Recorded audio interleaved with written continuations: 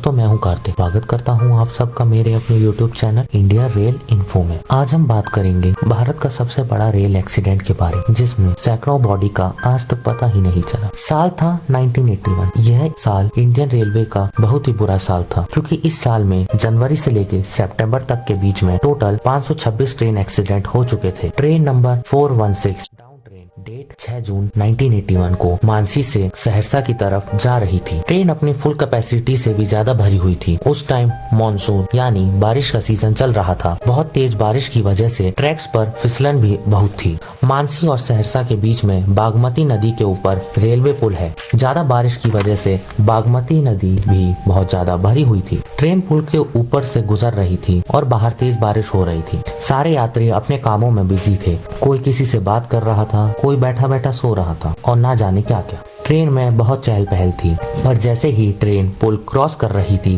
कि तभी अचानक से लोगों को बहुत जोर का झटका लगा, और ये झटका ड्राइवर द्वारा लगाए गए अचानक ब्रेक्स की वजह से हुआ। अचानक ब्रेक्स लगाने की वजह से ट्रेन ट्रैक से फिसलकर पुल तोड़कर पूरी तरीके से भरी हुई बागमती नदी में समा गई। उस समय ट्रेन में टोटल 9 कोचेस थे। जब तक लोग कुछ समझ पाते तब तक 9 में से 7 कोचेस ट्रेन से अलग होकर पुल तोड़कर नदी में समा गई। चारों तरफ चीख पुकार मच गई। कोई मदद मांग रहा था तो कोई अपने परिजनों का नाम लेकर उन्हें पुकार रहा था और उन्हें ढूंढ रहा था। घंटों तक उन लोगों की मदद के लिए कोई नहीं आया। जब तक आसपास के रहने वाले लोगों को पता चला और जब तक वो वहां पर मदद के लिए पहुंचे, तब तक सैकड़ों लोगों की जान जा चुकी थी। अगर सरकारी डेटा को देखें तो उनके अकॉर्डिंग 500 लोग ही ट्रेन में थे, बट सबको पता था कि ट्रेन में 500 से भी ज्यादा थे।